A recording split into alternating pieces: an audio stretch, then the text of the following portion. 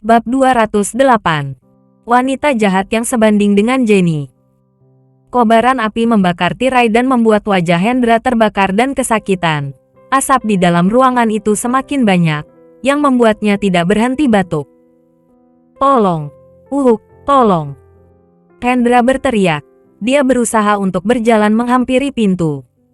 Sangat disayangkan dia diikat dan pintunya dikunci, jadi dia tidak bisa bergerak sama sekali. Api segera membakar semua tirai dan api mencapai rak gudang. Lalu kobaran api semakin membesar. Rambut dan pakaian Hendra terbakar, yang membuatnya menjerit kesakitan dan berguling-guling di lantai. Ini adalah gudang bawah tanah. Tidak ada yang bisa mendengarnya bahkan jika dia berteriak dengan keras. Hendra berusaha meminta bantuan, tetapi tidak ada yang menjawab. Saat ini, hati dia dipenuhi dengan penyesalan. Dirinya menyesal karena sudah mengira wanita mematikan ini sebagai orang baik. Dirinya benci bahwa tidak mendengarkan kata-kata Rocky dan memelihara dua serigala bermata putih di sekitarnya. Tapi semuanya sudah terlambat. Kobaran api membesar, melahap segalanya. Di ruang pameran, bel kebakaran berdering di aula. Orang-orang seperti air mengalir dengan kencang, bergegas keluar. Beberapa pengawal melindungi Diki dan yang lainnya untuk lari keluar agar tidak ditabrak oleh kerumunan orang. Untungnya, petugas keamanan pameran sudah terlatih dan segera mengevakuasi kerumunan orang keluar. Pada saat ini, Diki mengerutkan kening. Di mana Hendra? Broto segera mengeluarkan ponselnya, tetapi ponsel Hendra mati, dan dia menelepon ke rumah untuk menanyakan apakah Hendra ada di rumah atau tidak. Tanpa diduga, ternyata Hendra tidak pulang.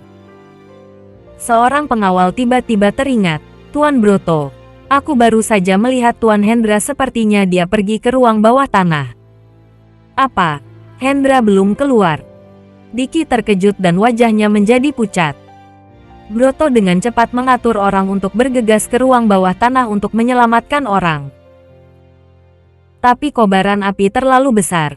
Pengawal keluarga Ren semuanya sangat patuh, tapi tidak berani maju. Semua orang tahu bahwa jika mereka terburu-buru masuk ke dalam api saat ini, kemungkinan mereka akan kehilangan nyawa.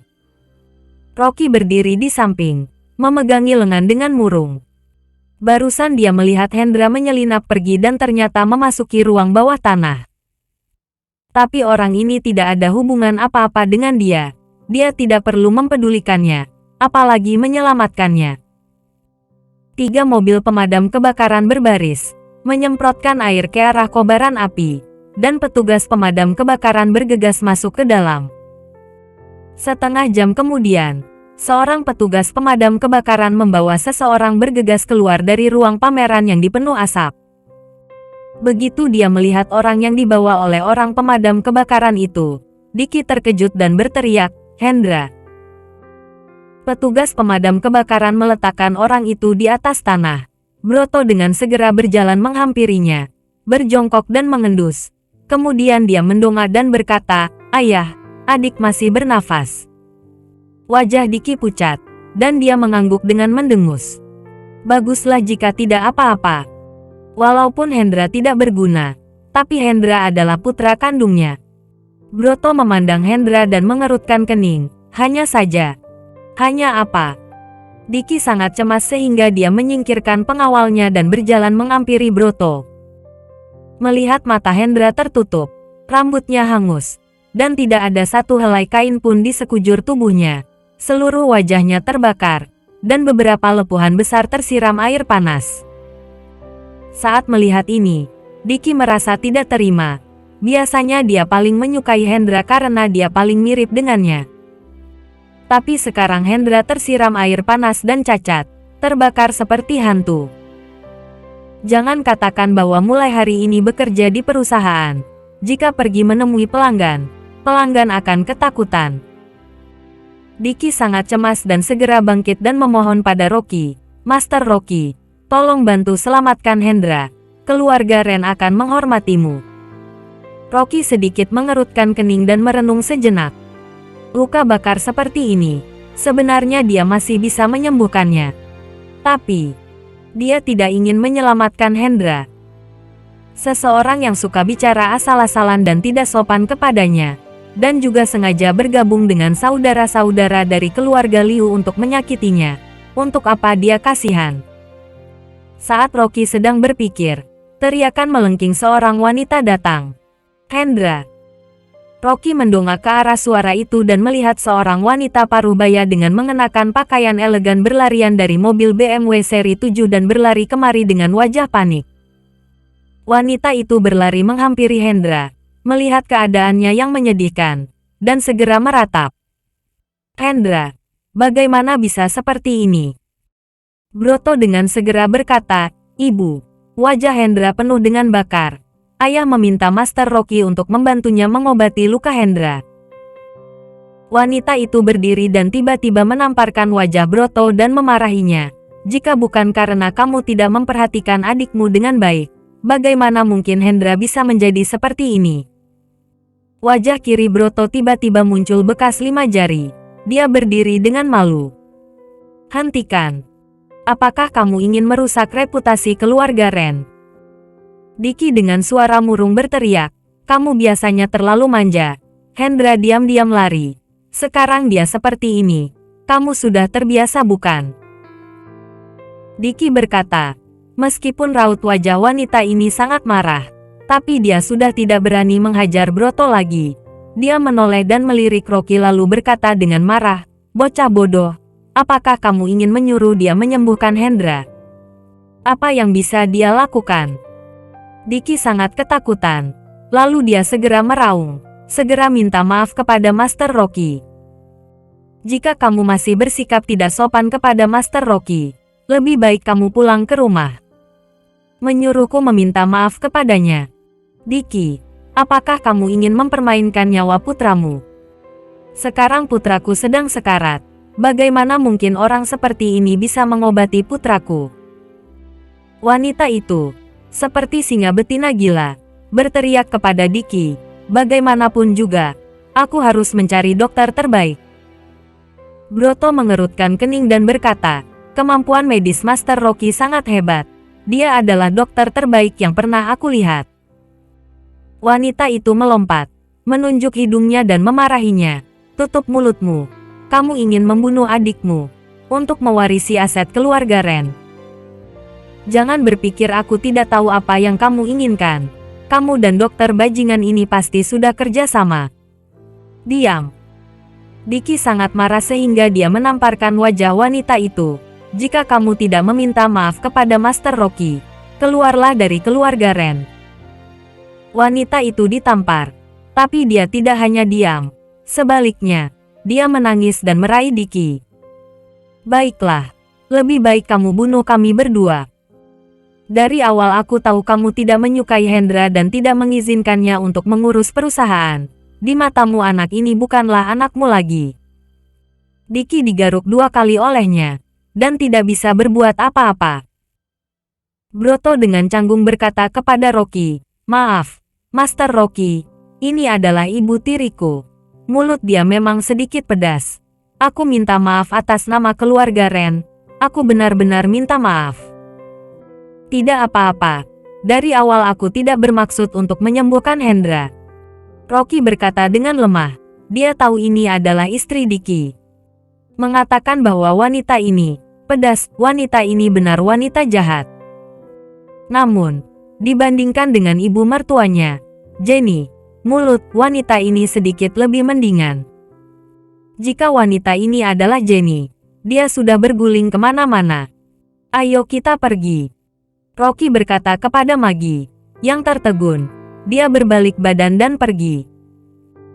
Sebenarnya, Broto juga menduga bahwa Rocky tidak akan turun tangan. Jadi dia segera berkata, karena aku sudah merepotkan Master Rocky, biarkan aku mengantar Master Rocky pergi. Gami berdiri di depannya dan berkata, tidak perlu, aku saja yang mengantar kakak Rocky. Sebaiknya kamu perhatiin ibu tirimu. Jangan sampai dia menggaruk wajah ayahmu lagi. Diki, pahlawan satu generasi, dipukuli oleh wanita jahat ini dan tidak memiliki kekuatan untuk melawan. Wajahnya juga tergores dengan beberapa noda darah. Dia kebingungan. Wanita itu menghajar dengan gagah berani, mencakar, dan berteriak, "Nyawa anakku sangat berharga. Dan walaupun aku mati, aku tidak akan pernah membiarkan bocah bodoh ini mengobatinya." Diki memegangi wajahnya dan berteriak, "Sudah cukup. Master Rocky adalah seorang dokter terkenal. Apa yang kamu ketahui?" Bab 209. Pasang surut. Cuy. Dia adalah raja penipu. Mana mungkin dia dokter terkenal? Aku akan memanggil dokter terkenal di kota Wasa besok, dan pasti bisa menyembuhkan Hendra. Broto benar-benar tidak berdaya dan berkata sambil tersenyum, "Maaf membuat kalian ditertawakan." Magi berpura-pura menjadi dewasa, menepuk pundaknya dan berkata, "Ada wanita mematikan di dalam keluarga. Kamu tidak akan pernah berdamai di dalam keluargamu." Broto merasa malu dan hanya bisa mencemooh. Rocky sudah masuk ke dalam mobil. Magi dengan cepat membuka pintu mobil dan duduk di kursi pengemudi. Dia berkata, "Kak Rocky, bagaimana kamu bisa begitu tenang?" "Kamu tahu, Tuan Broto, seorang bos sebuah perusahaan, dipukuli di depan umum oleh istrinya. Sungguh sesuatu hal yang tidak disangka." Rocky tersenyum tenang dan berkata, "Dia belum apa-apanya. Jika kamu melihat ibu mertuaku, kamu akan tahu seperti apa wanita mematikan yang sebenarnya." "Kenapa? Ibu mertuamu lebih parah lagi ya?" Magi melihat keluar jendela dengan heran, dan membayangkan penampilan ganas ibu mertua Rocky dalam benaknya, dan tiba-tiba menggelengkan kepalanya lalu menghela nafas. "Kak Rocky, aku tidak menyangka kamu menjalani kehidupan yang menyedihkan." Rocky dengan nada suaranya, tiba-tiba mendengar jejak simpati, merasa marah, lalu menegurnya. "Jangan bicara omong kosong lagi, ayo kita jalan." Magi menjulurkan lidahnya, tetapi hatinya masih penuh simpati kepada Rocky. Meninggalkan tempat pameran itu, Rocky tidak kembali ke rumah keluarga Sou, tetapi pergi ke rumah keluarga Lee. Yoga sedang minum teh di dalam rumah. Ketika dia mendengar kunjungan Master Rocky ke rumahnya, dia sampai tidak sempat untuk memakai sandalnya, karena dia segera keluar untuk menyambutnya. "Master Rocky, kenapa kamu tidak menelepon dulu? Aku belum mempersiapkan apa-apa." "Tidak apa-apa. Tujuanku datang ke sini untuk berdiskusi denganmu tentang pembangunan perusahaan farmasi di kota Babel." Rocky melambai padanya dan melangkah masuk. Yoga dengan cepat membungkuk dan memimpin jalan. Area villa keluarga Lee berada di pinggiran kota. Meskipun tidak besar tapi sangat indah. Ada berbagai macam bunga dan tanaman eksotis di halaman. Ada sekitar 10 pelayan, seperti tukang kebun, supir dan penjaga pintu. Melihat bahwa Tuan Yoga memimpin jalan, dan sikapnya penuh hormat, pengurus rumah tangga tahu bahwa orang yang datang adalah tamu terhormat. Dia memanggil semua pelayan di rumah untuk menyambut Rocky. Ada danau buatan di halaman belakang. Ada banyak tanaman teratai. Ada paviliun di tengah danau. Yoga membawa Rocky ke paviliun danau tersebut. Dengan hormat meminta dia untuk duduk, mengambil teh dari pengurus rumah dan kemudian berdiri di samping. Angin sepoi-sepoi berhembus dengan aroma teratai. Sangat menyegarkan. Rocky berkata sambil tersenyum, "Yoga, villamu sangat bagus." Yoga segera berkata sambil tersenyum, "Master Rocky, jika kamu tidak keberatan, aku akan memberikan villa ini kepadamu." "Tidak perlu. Aku biasanya tidak tinggal kota Babel, jadi aku malas untuk mengurusnya." Rocky melambaikan tangannya. Yoga berkata sambil tersenyum, "Semua pelayan di villa ini sudah siap pakai, jadi kamu tidak perlu khawatir. Aku akan membantumu mengaturnya di hari-hari biasa. Kamu bisa datang dan tinggal di sini jika kamu mau." Sekarang orang kaya di kota Babel mencoba menyanjung Rocky. Yoga selalu waspada, terutama takut keluarga Sou dan keluarga Ren akan merebut hati Rocky dan mendapatkan Rocky. Satu villanya ini hanya seharga 400 miliar. Jika dia bisa memberikannya kepada Rocky, dia bisa mengkonsolidasikan posisinya di bawahnya dan menghindari dirampas oleh orang lain. Rocky tidak segan-segan. Sebaliknya villa itu tidak berharga baginya. Lebih baik memiliki pijakan di kota Babel. Setelah dia duduk, dia memberitahu Yoga tentang kerjasamanya dengan keluarga Ren. Yoga, aku berinvestasi di keluarga Ren Hetang atas namamu. Selain itu, aku tidak punya waktu untuk tinggal di kota Babel untuk waktu yang lama. Kamu dapat membantuku untuk melihat lebih banyak tentang pabrik farmasi.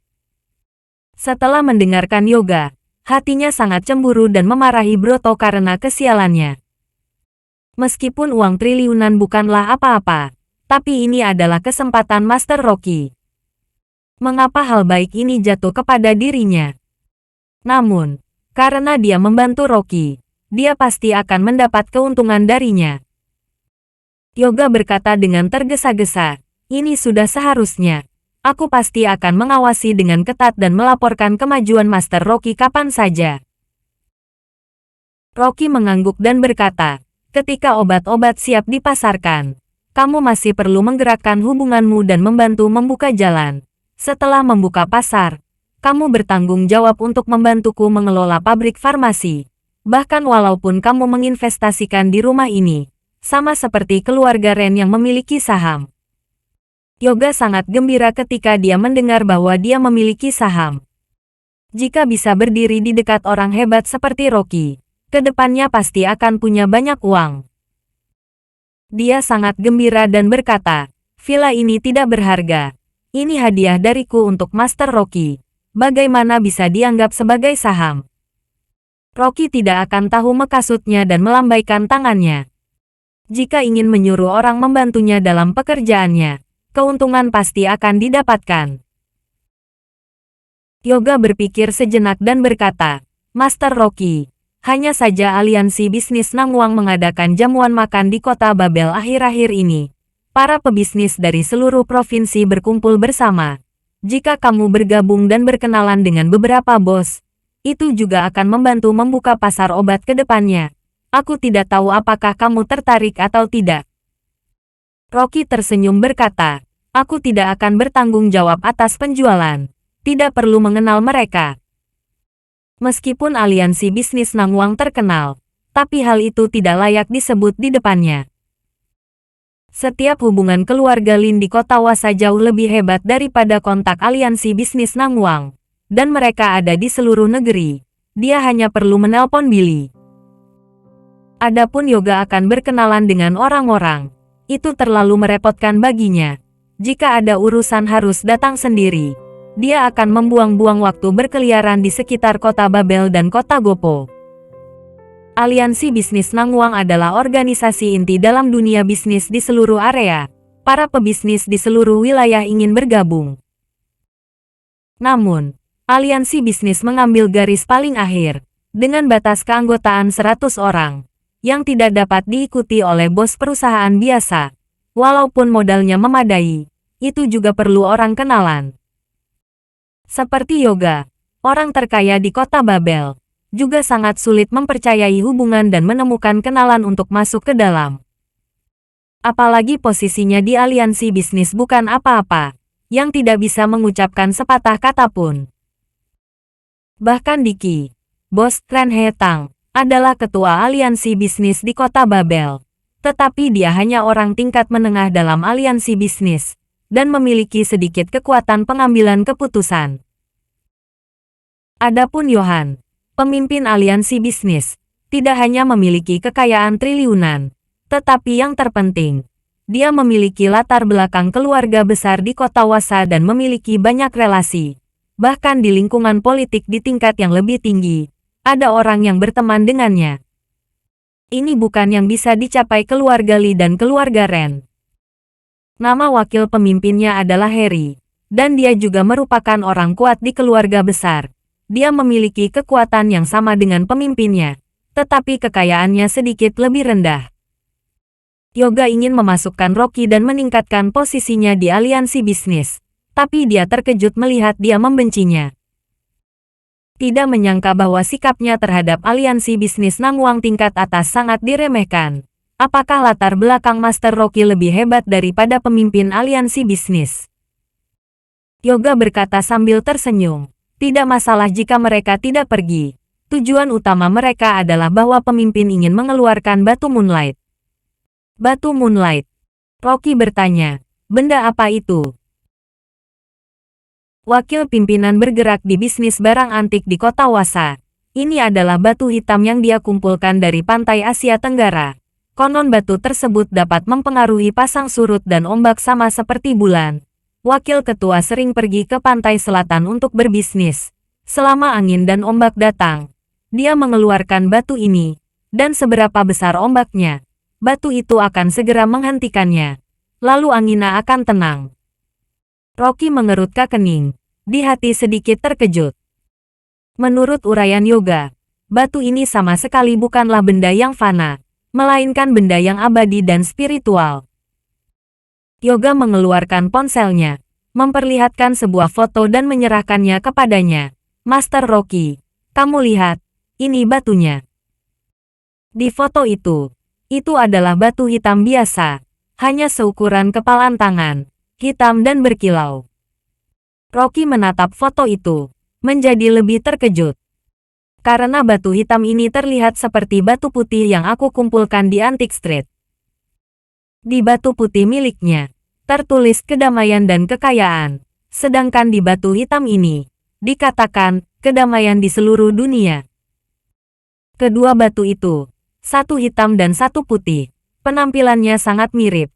Apakah ada hubungan di antara keduanya? Rocky berpikir sejenak, lalu melihat tangan yang sedang memegang batu di foto itu. Setelah melihat beberapa saat, dia bertanya kepada Yoga, apakah wakil pemimpin ini tidak dalam keadaan sehat akhir-akhir ini? Yoga terdiam sejenak dan bertanya, apa yang dikatakan Master Rocky? Rocky menggelengkan kepalanya dan tidak menjawab, dan dia punya ide di dalam hatinya. Bab 210. Sudah terlambat untuk mengetahui apa yang salah. Rocky memiliki ide di benaknya dan kemudian bertanya, kapan jamuan makan akan diadakan? Master Rocky, apakah kamu berniat untuk pergi? Rocky mengangguk. Apakah dia ingin menjual batu Moonlight ini? Aku ingin membelinya. Yoga tercengang. Dia hendak mengatakan bahwa harga yang ditawarkan oleh wakil pemimpin sangatlah tinggi. Namun, dia berpikir sejenak. Rocky menghabiskan uang sebanyak 2 triliun untuk keluarga Ren, yang seolah-olah seperti tidak ada apa-apanya. Bagaimana mungkin dia tidak mengeluarkan banyak uang untuk barang ini? Setelah pergi, Rocky kembali ke rumah keluarga Zhou. Dia sudah meneliti batu putih, tetapi dia tidak menemukan apapun. Namun dia tahu bahwa batu itu bukanlah benda biasa. Dia tidak akan melepaskan batu itu. Dia ingin mencari kesempatan untuk memecahkan rahasia batu itu. Namun diperkirakan harga yang disebut batu Moonlight ini tidak mungkin akan murah. Rocky baru saja menginvestasikan uang sebanyak 2 triliun. Saat ini, waktunya belum pas untuk meminta uang kepada Billy. Apalagi dia tidak ingin membeberkan rahasianya. Rocky mengerutkan kening, merenung sejenak, dan memutuskan untuk bertukaran barang. Sebelumnya, dia bisa melihat dari foto-foto bahwa wakil pemimpin sedang mengidap kanker pankreas stadium menengah. Saat ini, yang paling dia pentingkan bukanlah uang, tetapi nyawa. Kebetulan, dirinya bisa menyumbahkannya. Nine Grand Heavenly Scriptures juga mencatat pil yang bisa mengobati kanker, yaitu pil Panacea. Namun, sangat sulit untuk membuatnya. Obat-obatan yang dibuat sebelumnya hanya dapat dianggap sebagai obat-obatan biasa. Dan pil Panacea ini adalah pil sungguhan, yang digunakan oleh orang-orang untuk kultivasi. Sekarang setelah dia memutuskan untuk membuat pilnya, Rocky tidak ragu meminta Magi untuk menemukan setumpuk bahan obat yang berharga. Dia menemukan ruangan yang tenang dan mulai membuat pil. Obat sebelumnya hanya campur aduk. Dan kali ini, setelah meletakkan bahan-bahan obat, Rocky mulai menstimulasi napas di dalam tubuhnya. Suhu di telapak tangan naik dengan cepat, dan beberapa bahan obat dipatahkan di telapak tangannya satu persatu. Aroma bahan obat menyebar dengan cepat dan kemudian menyusut kembali ke telapak tangannya. 1 jam kemudian, wajah Rocky pucat, dan seluruh tubuhnya melemah. Tapi melihat pil gelap dan tidak mencolok di telapak tangannya, dia menunjukkan senyum di wajahnya. Bagaimanapun, ini adalah pertama kalinya membuat pil. Pil ini masih memiliki banyak kekurangan. Tetapi bagi orang biasa, ini adalah harta abadi yang nyata. Villa keluarga Ren. Di atas tempat tidur, Hendra terbaring pucat dan tidak sadarkan diri. Diki berdiri di samping tempat tidur, tampak sedih dan mengerang. Di wajahnya, masih ada 2 bekas luka karena dicakar istrinya. Broto baru saja mengantarkan wakil ketua rumah sakit kota. Dia masuk ke dalam dengan wajah murung dan berkata, "Ayah, ada beberapa dokter datang. Mereka semua mengatakan bahwa mereka tidak bisa melakukan apa-apa. Apa yang harus kita lakukan sekarang?" Diki menatap Mirna dan memarahinya. "Jika kamu tidak kasar terhadap Master Rocky, mungkin Hendra sudah sembuh." Mirna adalah wanita mematikan yang membuat masalah hari itu. Sambil berdiri di depan pintu, dia berkata dengan tidak senang, "Dokter bodoh seperti dia, umurnya masih muda. Apa yang bisa dia obati? Aku sudah mengundang dokter terkenal dari National Medical Center di kota Wasa, dan akan segera tiba." Pada saat ini, ada suara di luar pintu, dan beberapa pelayan masuk dengan seorang lelaki tua. Orang tua itu mengenakan jubah biru dan tampak bersemangat. Diki segera menahan nafas dan terkejut. Apakah dia Master Sharfi dari National Medical Center? Tentu saja.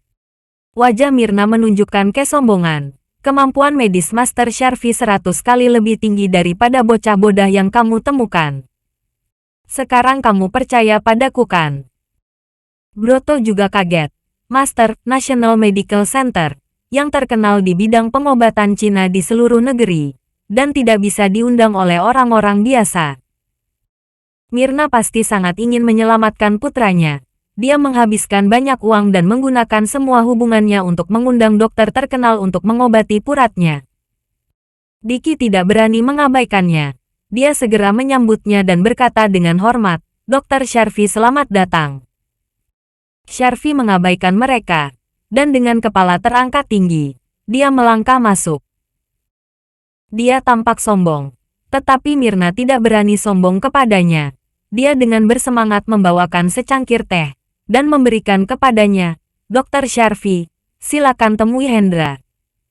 Sharfi melirik dan bersenandung, Bawa pergi de sampah ini."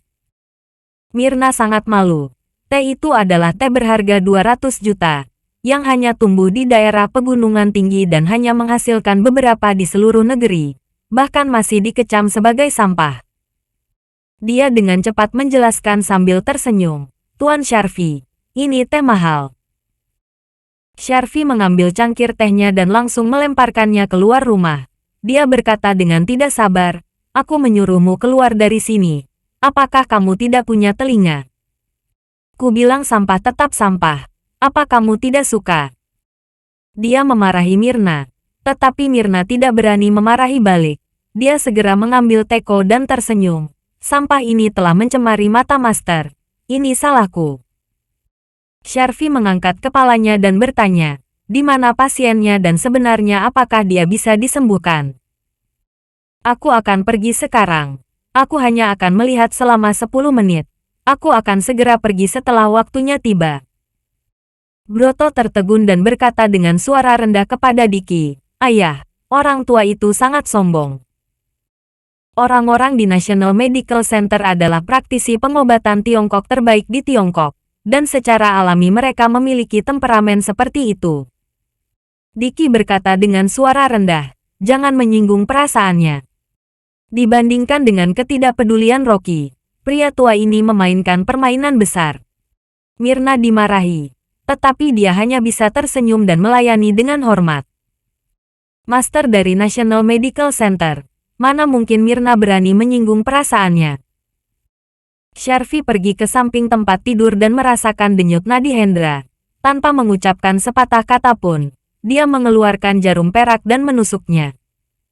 Diki bertanya dengan hati-hati, "Tuan Sharfi, tolong anakku. Aku tidak suka diganggu ketika aku sedang mengobati penyakit. Jika ada yang mengatakan sepatah kata pun, aku tidak akan peduli lagi.